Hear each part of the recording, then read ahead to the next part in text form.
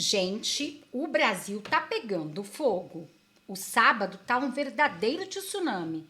Nós temos uma bomba, mais uma bomba daquelas, viu, que vão cair direto no colo do Lula.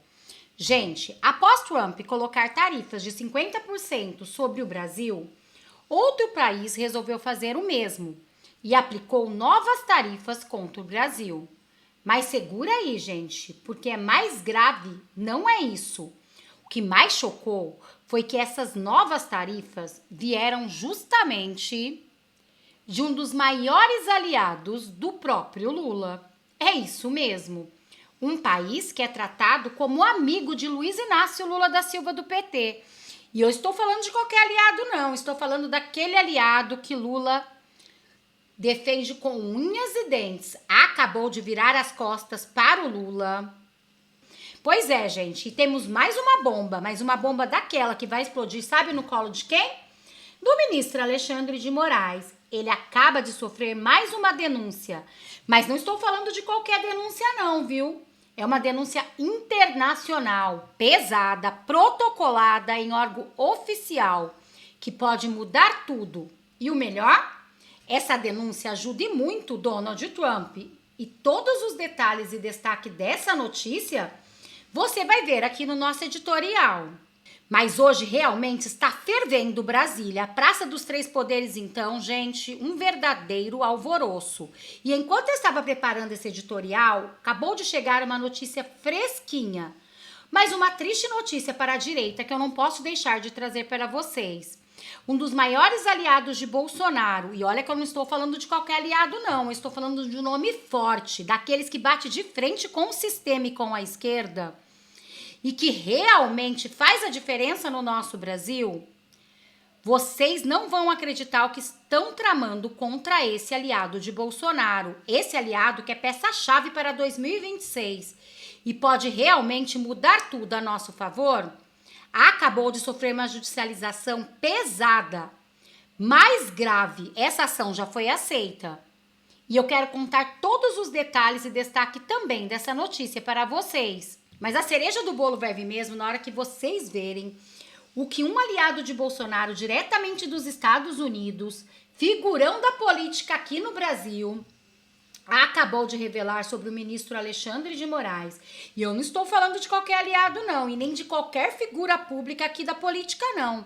Estou falando de alguém que conhece muito bem os bastidores da Casa Branca. Inclusive de Marcos Rubio, secretário de Segurança de Trump. E segundo informações, gente, a situação do ministro não é só lei Magnix, não. Pode dar até mesmo cadeia. Mas eu vou ficar dando muito spoiler, tá, gente? Nem resumo para esse vídeo não ficar muito longo. Só não esquece de curtir, compartilhar, comentar, deixar o seu like e se inscrever no canal. E já vamos começar com o vídeo que eu preparei para vocês, gente. Lembra que eu falei para vocês que a Praça dos Três Poderes estava pegando fogo? Pois bem, olhem o que aconteceu nesta madrugada. Só assistam. Mas antes, olhem isso. Desregulado, porque eu acho que nenhuma criança, começando a conhecer o mundo, faria tanta merda como você fez. Alexandre, daqui a 15 dias você vai ser condenado, porque você não vai poder entrar aqui para se defender, você vai ser julgado à revelia. Isso porque o Elon Musk nem começou ainda a brincadeira. Aí tá hoje o Barroso e o Xandão rodando o mundo aí para ver algum país que pode aceitar o dinheiro deles. Vai ser tudo bloqueado. E que Deus te perdoe, porque eu ainda não tenho essa alma tão evoluída ainda não. Porque eu estive lá no dia 8 de janeiro e vi o que você fez. E eu saí de lá dizendo que eu ia fazer justiça até o último dia. E aqui estou. Entrou todos os ministros, entrou policiais federais na Lei Magnitsky, entrou e vai entrar. Aí eu falo para você, Alcolumbre, você me deixou na mão. Eu conversei com você no dia seguinte que você tomou posse na presidência do Senado. Eu falei, siga a Constituição. Seja fiel com a democracia, que aí você vai se blindar. Você se juntou ao Lula, a um bandido, e largou os senadores honestos, corretos, que lá tem, tá? Lá tem. Eu vou ler ainda o nome de cada um que vocês podem confiar plenamente que são bons senadores. Vencemos, Brasil. Isso é só o início de uma penalidade. Vai ter ainda do Felipe Martins, vai ter ainda contra o órgão internacional que julgou o Alexandre contra 5 crimes contra o senador Marcos Duval. Vai ter o Pentágono, que está te investigando também, já chegou a conclusões. Vai ter os países todos fechando suas portas porque você violou a Constituição, você violou o sistema eleitoral, você roubou a eleição de Bolsonaro e bota uma tornozeleira no Bolsonaro. Você é um cara desregulado. Desregulado, porque eu acho que nenhuma criança, começando a conhecer o mundo, faria tanta merda como você fez. Só que você achou que o brasileiro ia ter medo. Você achou que juramento não se cumpre. Eu jurei na minha posse, dia 2 de fevereiro de 2019. Podem olhar. Eu jurei defender a Constituição e a democracia. Na minha carreira, juramento é juramento. Se tiver que morrer, morrerei. E com orgulho. Agora, você atingir a minha família, você fez a minha mãe com câncer entrar em desespero hoje. Você fez a minha filha entrar em desespero hoje. Mas eu segurei as pontas e continuamos no parque. Fiz questão da minha filha continuar no parque, brincando com o pai dela. Porque além de senador, além de ser combativo, honesto, incorruptível, eu sou pai. Eu sou um bom pai, bem diferente de você. Você é um lixo em todos os aspectos. Pacheco, eu falei para você, na época que você era presidente do Senado, para que teu nome vai entrar na lista. Você ainda não tinha nem ideia de que lista é essa. Mas eu falo para vocês, eu estava montando essa lista junto com o Marco Rubio. E todos que eu disse que ia entrar na lista, entraram. Todos. E zombavam de mim. Marco é doido. Eu ouvi até apresentador, até youtuber, eu não vou citar o nome, pô, da direita, falar, porque o senador Marcos, né, ele fala uma coisa, depois fala outra. Chegou. Alguém tem alguma gravação de algo que eu falei que não aconteceu? Só que quem trabalha com estratégico, tentem estudar o que é estratégico. Em que momento se fala, em que momento não se fala. Eu já indiquei para vocês, assistem o filme Golpe Duplo. Assistem esse filme de Will Smith, Golpe Duplo. Pra vocês começarem a ter uma noção do que eu tinha feito na época. Eu fiz questão de gravar um vídeo, eu vou mostrar para vocês, eu passando o cartão para comprar uma água. Meu cartão foi recusado. Isso de forma monocrática, por telefone, sem passar pela comunicação do Senado, sem o Senado ter conhecimento, sem o oficial de justiça comunicar aos advogados. Essa foi sua última cartada, Alexandre. Esse foi seu tiro fatal. A munição voltou para você. Voltou para você. E você sabe que no inquérito não tinha nada dizendo que eu não podia sair do Brasil. Seu mentiroso. E coloco na mão do Brasil e principalmente do Capixaba. Quer me ver ainda seguindo no Senado? Só falar. Que eu tô com sangue nos olhos. Se vocês falarem continua, eu continuo. Se não, aqui, que eu trabalhei durante 30 anos aqui nos Estados Unidos, tem famílias aqui, famílias americanas aqui, minha filha nasceu aqui, ficarei aqui voltando para minha carreira, trabalhando para o governo, investigando mais Alexandres da vida. Mas eu prefiro terminar a obra que eu comecei aí no Senado. Vai ter muito esquerdista que vai começar a dizer que é de centro, que depois vai começar a dizer que é de centro-direita. Anotem isso. Bolsonaro será o nosso presidente em 2026. Anotem isso. E 2027, nós vamos ter um país de primeiro mundo. Agora não adianta ir comissão para lá, não. Porque a comissão que foi para lá para tentar negociar com o governo Trump é a comissão que defende comunista, que defende ditadores. Nós só vamos sair dessa crise quando esse lixo de governo sair do poder. E é isso, gente. E que Deus ouça o senador Marcos Duval e que realmente Bolsonaro volte a ser o nosso presidente. Em 2027, nós vamos ser um país muito melhor, aonde a nossa liberdade de expressão não precisa ser cerceada dia após dia apenas na canetada de um ministro. Até onde eu me lembro, nenhum desses ministros tem voto. Nós elegemos senadores e deputados para nos representar, para falar, mas eles estão querendo calar um a um. Ao começar por essa notícia sobre Nicolas Ferreira. Gente, é estarrecedor. TRE de Minas Gerais acolhe denúncia que pode tornar Nicolas Ferreira inelegível. Nicolas e outros parlamentares do PL são acusados de espalhar desinformação quando Fuad Norman nas eleições municipais de Belo Horizonte. A Justiça Eleitoral de Minas Gerais acolheu nesta sexta-feira uma denúncia apresentada pelo Ministério Público Eleitoral contra o deputado federal Nicolas Ferreira, do PL, e outros 2 parlamentares. O processo pode levar à perda de mandatos e à inegibilidade dos envolvidos por até 8 anos. Eles querem, de qualquer maneira, calar a direita. E isso está claro aqui. Nicolas Ferreira, que é um dos maiores combativos da esquerda, que bate de frente com o sistema, o maior em redes sociais para trazer a verdade para o povo, que desmontou várias narrativas da esquerda, principalmente de Lula, eles querem deixar inelegível.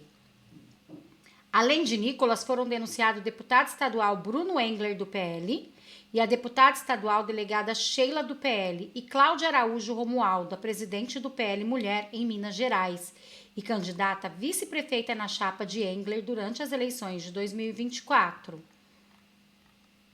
A decisão assinada pelo juiz Marco Antônio da Silva, da 29ª Zona Eleitoral de Belo Horizonte, dá aos acusados 10 dias para apresentarem defesa. Caso sejam condenados, terão que pagar a indenização e perderão os direitos políticos, o que implicaria na cassação dos mandatos e inegibilidade por 8 anos.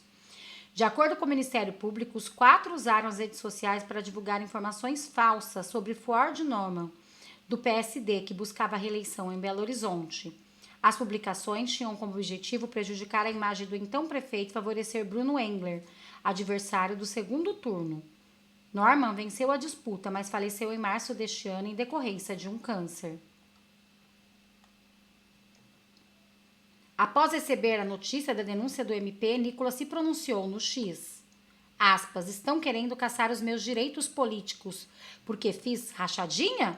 Porque coloquei dinheiro na cueca? Porque quebrei estatais? Não. Estão querendo me deixar inelegível porque denunciei um livro pornográfico do antigo prefeito de Belo Horizonte. Uai, não posso falar e denunciar mais não? É muita consciência. É muita coincidência que só parlamentares de direita são perseguidos neste país. Fecham aspas, publicou o parlamentar. Quando os golpistas chegaram, porque não são vândalos, são golpistas condenados já. Quando os golpistas chegaram, as imagens são muito claras, o senhor deveria ter acompanhado. Mas qual imagem, Excelência? As 190 ou as 2 fornecidas? Doutor, como, doutor? Eu pergunto a Vossa Excelência, repita, quais doutor. Imagens? As Quais imagens existentes. Aquelas que desapareceram ou aquelas disponíveis de forma seletiva?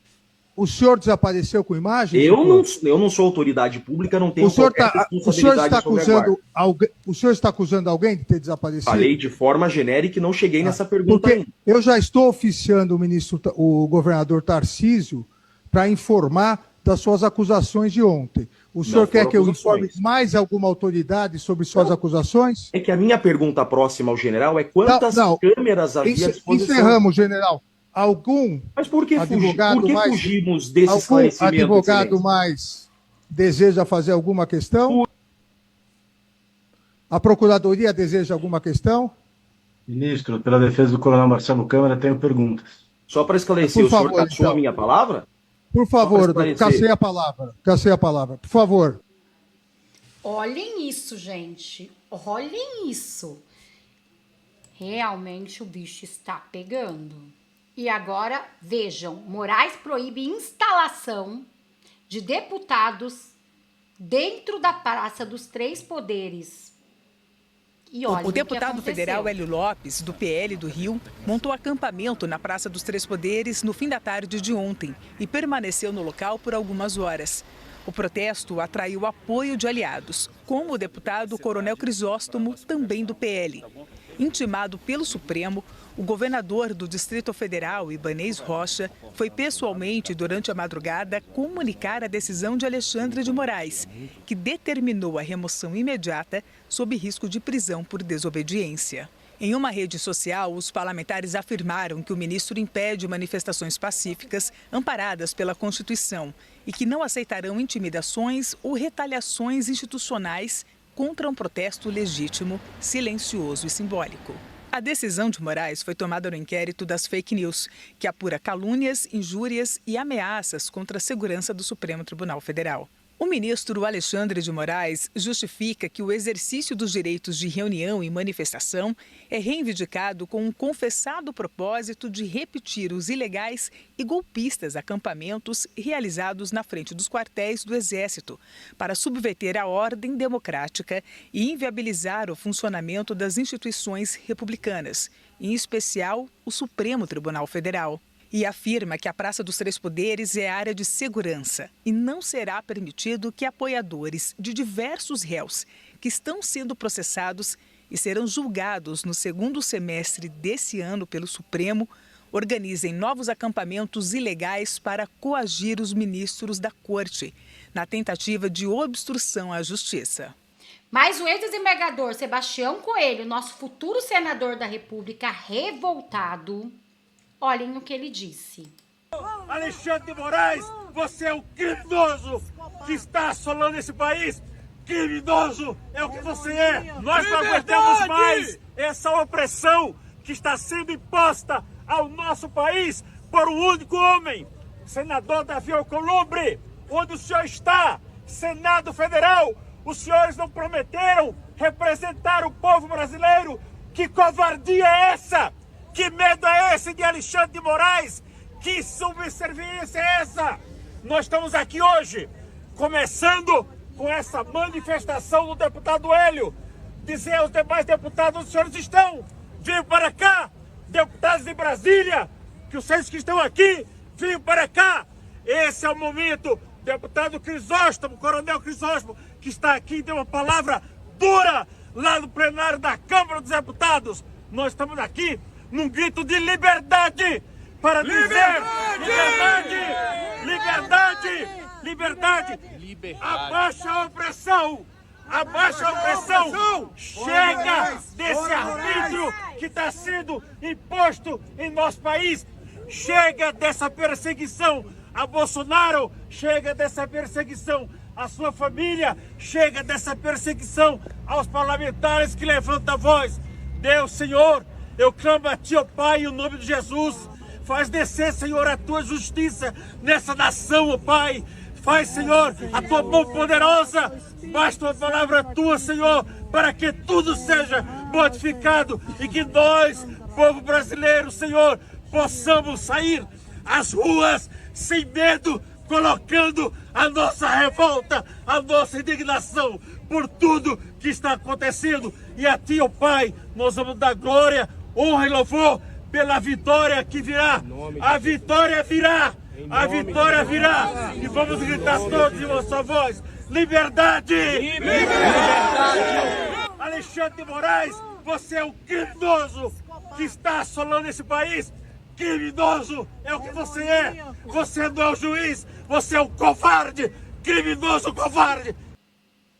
Olhem isso, gente. Tudo isso na Praça dos Três Poderes, para vocês verem como o Brasil está pegando fogo. Agora prestem atenção que vai dizer esse militar de alta patente com informações privilegiadas sobre as Forças Armadas dos Estados Unidos. Gente, o assunto é gravíssimo e ainda hoje não percam. Senador da República entrega toda a verdade e fala até em prisão do ministro Alexandre de Moraes. Um senador da República que está lá nos Estados Unidos e que, segundo informações, sabe muito bem os bastidores da Casa Branca. Mas antes, olhem no que disse esse militar de alta patente, Coronel Gerson. Eu vou fazer uma pergunta, é de um leigo. Eu me preocupo com o que aconteceu na Venezuela com relação à utilização das Forças Armadas que foram usadas para lutar contra o próprio povo venezuelano. Em algum momento, eles usaram da promoção de oficiais, elevando aos níveis mais altos, para fazer com que estes estejam cada vez mais próximos, estivessem de Hugo Chávez e também de Maduro. Perdão, coronel. E eu tenho medo de que isso possa acontecer no Brasil. É o medo de um leigo, coronel. Por que eu lhe digo isso? Porque nós caminhamos a passos bem largos para viver uma realidade venezuelana, em vários sentidos, a censura aqui já está, essa aproximação com China. Então, tudo isso me deixa preocupado. Em algum momento, eu preciso de fato me preocupar com o posicionamento das Forças Armadas do Brasil, de acordo com o seu ponto de vista, num movimento muito parecido com o que aconteceu na Venezuela? Eu ouso afirmar que não, Pitoli, e eu vou explicar por quê. Primeira diferença com a Venezuela, que é muito importante a gente entender. Na Venezuela, nós temos a Guarda Nacional Bolivariana, que seria algo que não somente o Flávio Dino, até o ministro Lewandowski, eles sonhariam em a gente ter algo assim, que seria um poder de polícia na mão do poder central, do governo federal, que tivesse ascendência e capacidade, capilaridade, poder de ação em todo o território nacional. Isso no Brasil, eu creio que é impossível de acontecer por causa do nosso sistema federativo muito parecido aqui com os Estados Unidos, onde nós temos a polícia, a segurança feita de maneira subsidiária, ou seja, das comunidades, dos counties, os xerifes das cidades, dos condados, dos estados, e a Guarda Nacional aqui dos Estados Unidos, que muitas vezes é evocada como comparação, aqui ela fica na mão dos governadores dos estados. Então é muito importante a gente entender isso. Embora tenha a Guarda Nacional aqui, também na mão do governo federal, para questões complementares de defesa depois do 11 de setembro. Quando eu faço essa comparação, eu digo que na Venezuela, ao contrário do que as pessoas pensam e até mesmo a sua afirmação inicial, as Forças Armadas da Venezuela não foram utilizadas para essa opressão do povo. Veja bem, por que eu digo as Forças Armadas? Porque no Brasil, Força Armada é separada da Polícia Judicial, que nós temos no Brasil hoje uma versão muito parecida com a Stasi, né, da Alemanha Oriental, da Alemanha comunista, que é uma polícia política na mão do Poder Judiciário, que faz ali não só o delegado Chor, mas você veja que o visto até do delegado da Polícia Federal, que é o diretor nacional, né, que está à frente da Polícia Federal, também teve a perda de vistos. Por quê? Porque já se identifica que no Brasil há uma polícia política na mão do Poder Judiciário, só que eles não têm capilaridade, não têm capacidade de impor sobre os 213 mini-tiranos, como diz a ministra Carmen Lúcia, eles não têm capacidade de impor as decisões que emanam do Poder Judiciário. Hoje, a população, o Poder Legislativo, as pessoas continuam cumprindo as ordens do Poder Judiciário, do Supremo Tribunal Federal, porque existe um sistema político que legitima. Agora, na Venezuela, quem fez essa opressão com a ajuda dos cubanos, inteligência cubana, foi a Guarda Nacional Bolivariana, que é como se fosse uma polícia federal militarizada, tem oficial general, tem estrutura militar, que fica na mão do governo federal. Isso nós não temos no Brasil. Por isso, Pitoli, quando se fala hoje, já passou inclusive na Câmara, na Comissão de Constituição e Justiça, essa ideia, né, de criação de um sistema único de segurança pública, de uma centralização. Nós temos que ter muito cuidado com essas iniciativas que são feitas por um governo de inspiração socialista, marxista e até mesmo que tem na concentração em Brasília o seu principal instrumento de manipulação, de controle do poder. Agora, quando você faz essa provocação, eu digo para você que não há essa possibilidade, porque assim como Dilma Rousseff teve uma negativa do comandante do Exército na época de instrumentalização das Forças Armadas numa crise política, o presidente Bolsonaro já testemunhou, e agora nessas últimas oitivas nós já sabemos que ele conversou com as Forças Armadas e fez uma análise da conjuntura, uma análise da situação, e entendeu que seria impossível você reverter a situação do quadro eleitoral de 2022, apesar das suspeitas de fraudes, das suspeitas, inclusive, comprovadas de injustiça na condução do processo. Tudo isso fez com que o presidente Bolsonaro conversasse com os comandantes e, da mesma forma, eles pelo menos contraindicaram que ele tomasse até mesmo as medidas de convocação do Conselho da República, Conselho de Defesa, consultar o Congresso Nacional dentro das 4 linhas, que poderia deflagrar uma situação de instabilidade que chamasse uma garantia da lei e da ordem. Até isso os comandantes militares contraindicaram. Por quê? Porque as Forças Armadas no Brasil, elas não estão chamando a si o protagonismo e não chamando a si o poder discricionário de interferir no poder político. Então, isso aconteceu aqui nos Estados Unidos, Pitoli. Durante o governo Biden, naquela retirada vergonhosa do Afeganistão, nas políticas externas de incrementar, inclusive aqui nos Estados Unidos, o transgenderismo nas Forças Armadas, houve uma vergonha dos militares durante o governo Biden, mas apesar disso, eles se submeteram ao poder político e sabem que nas alternâncias de poder as Forças Armadas são uma instituição permanente. E é isso que acontece no Brasil. E eu vou te dizer algo.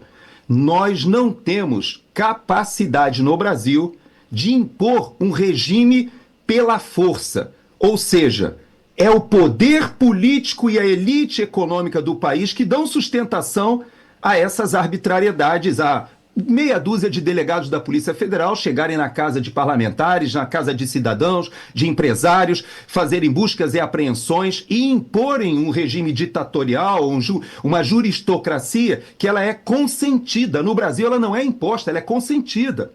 E por isso eu digo para você que nós estamos num momento muito importante. Porque, ao contrário da Venezuela, que o povo foi oprimido, no Brasil a opressão ocorre pelo poder judiciário, consentido pelo poder político e até, por que não dizer, pela sociedade de modo geral. Então, nós vamos aceitar isso? Eu creio que não. A desobediência civil, a manifestação pacífica e constitucional, ela é uma realidade na nossa sociedade. Nós tomamos as ruas desde 2013 e a esquerda jamais retomou as ruas no Brasil. Nós sabemos do poder de articulação. Aquelas grandes manifestações durante o governo do presidente Bolsonaro, elas não se dissiparam, elas estão latentes. Então, a maioria da população brasileira sabe o que quer. E nós precisamos ter a convicção, e isso eu posso dizer para você, que as Forças Armadas brasileiras não serão instrumentalizadas para a opressão da população.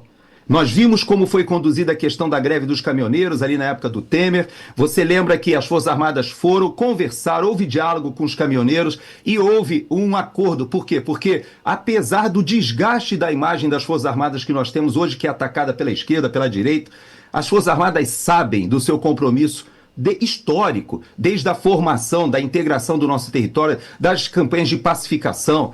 Há toda uma relação com a sociedade de que o Brasil tem as Forças Armadas presentes em todo o seu território nacional. É a instituição mais democrática na sua Constituição. De oficiais generais a soldados, você tem brancos, pretos, índios, você tem gente pobre, você tem gente da aristocracia. Mas são instituições, e eu posso dizer com muito orgulho, é uma instituição que serve. E termino a minha frase dizendo o seguinte: nas Forças Armadas, quando a gente é designado para o Rio Grande do Sul, para São Paulo, para o Nordeste ou para a Amazônia, você pergunta para o teu companheiro assim, aonde você está servindo? E esse verbo, onde você está servindo, significa como nós nos sentimos nas Forças Armadas. Quando a gente é designado para um local, família, tem que se deslocar, dificuldades com filhos, com escola, com tudo isso, com carreira profissional da esposa, a gente sabe que nós estamos ali naquele local servindo. E é isso que eu te garanto que vai acontecer. Não haverá chance de você usar as Forças Armadas no Brasil para imposição de algo que a sociedade brasileira não aceite. É isso, gente. E agora, olhem o que vai dizer esse senador da República. Mas antes, vejam isso. Venezuela decide cobrar tarifas no Brasil que podem ir a 77%. País comandado por Nicolás Maduro, aliado de Lula, adotou a medida sem negociar previamente a decisão e vai afetar a economia de Roraima. O governo Lula resolveu brincar de geopolítica como se estivesse jogando o War de fim de semana. Sabe aqueles brinquedinhos de guerra de fim de semana que você abre a cartela e fica ali jogando dados? Pois é. E o resultado está aí. O Brasil está sendo chutado para fora da mesa pelos grandes players mundiais. Depois de insistir em se alinhar com regimes autoritários, desafiar os Estados Unidos e bater de frente com o Ocidente, Lula levou um golpe seco e silencioso. Foi bem na boca do estômago. E dessa vez veio da Venezuela. Maduro, que até ontem era tratado como companheiro, taxou produtos brasileiros, prejudicando diretamente a economia do Brasil. E sabe o que aconteceu no dia seguinte, desta sexta-feira?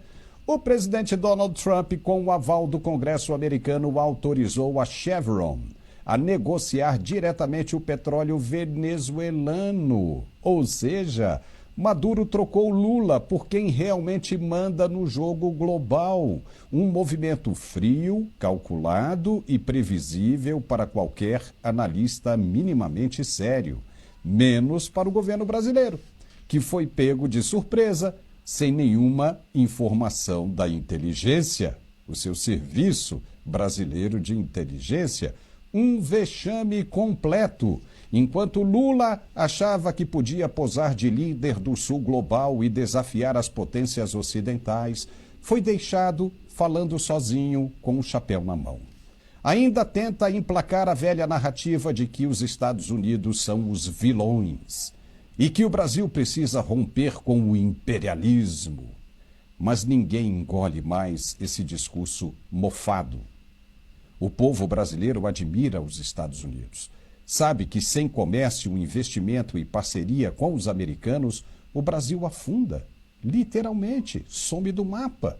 Se Lula continuar nesse caminho, tentando isolar o Brasil do Ocidente e se abraçando com ditaduras decadentes, vai conseguir o que parece querer há tempos: destruir o país de vez. E se ele realmente acredita que vai convencer o povo a se voltar contra os Estados Unidos, em plena década de 2020, pode tirar o cavalinho da chuva. O Brasil já entendeu o jogo e Lula perdeu a credibilidade para jogá-lo. Vamos... Olhem essa notícia. Moraes é alvo de denúncia na OEA por violações de direitos humanos. O autor da petição enviada à CID solicitou sigilo, alegando temer represálias e apontou supostos abusos judiciais, censuras e prisões ilegais. A Comissão Interamericana de Direitos Humanos, vinculada à Organização dos Estados Americanos, OEA, recebeu a petição que acusa o ministro Alexandre de Moraes do STF, aspas, violações sistemáticas de direitos humanos no Brasil. O autor do documento pediu a identidade para ter o nome preservado e menciona supostas ilegalidades e práticas por autoridades brasileiras, especialmente após a depredação da sede dos três poderes no 8 de janeiro. O texto aponta o ministro Alexandre de Moraes como responsáveis por, aspas, prisões preventivas em massa, sem fundamentação individualizada em tempo razoável de detenção, fecham aspas, e por decisões judiciais tomadas, sem contraditório nem ampla defesa. Entre os episódios citados estão as detenções ocorridas no 9 de janeiro de 2023, quando mais de 1,4 mil pessoas foram levadas ao ginásio da Polícia Federal sob condições que, segundo o documento, seriam insalubres, com prisões baseadas em geolocalização ou proximidade dos locais do ato e sem individualização das condutas, fecham aspas. Além do STF, a PGR, o Tribunal Superior Eleitoral, o TSE, o Congresso Nacional e o presidente Lula também são mencionados. Segundo o texto, a PGR teria sido, aspas, omissa em agir contra abusos do judiciário enquanto o executivo teria adotado uma postura conivente e silenciosa diante da escalada autoritária promovida pelo judiciário, estimulando uma narrativa oficial de que todos os manifestantes do 8 de janeiro são terroristas, fecham aspas. O TSE, por sua vez, é descrito como agente ativo da censura prévia e perseguição a influenciadores, jornalistas e religiosos, sob o pretexto de combate a fake news. Já o Congresso é citado como negligente na defesa do equilíbrio entre os poderes da Constituição. A petição sustenta que parlamentares opositores como Nicolas Ferreira, Gustavo Gaia, Bia Kicis, Damares Alves e Marcos Feliciano têm sido alvos de constrangimento institucionais, perseguições judiciais, censuras de seus conteúdos e ameaças veladas, fecham aspas. É o que está acontecendo agora com o Nicolas, né? Bom, gente, eu vou ficando por aqui para esse vídeo não ficar muito longo, tá? Só não esquece de curtir, compartilhar, comentar, deixar o seu like e se inscrever no canal. Também deixa aqui qual o seu nome, de qual cidade vocês estão falando, para a gente poder se conhecer um pouco melhor. Para quem não me conhece, eu me chamo Renata Dib e moro no interior de São Paulo, Taubaté. Deixe aqui no seu comentário, somos todos Bolsonaro e vamos demonstrar o nosso apoio ao nosso capitão. Agora, gente, é a hora de reagir. Não podemos aceitar que isso que está acontecendo no nosso Brasil passe desapercebido.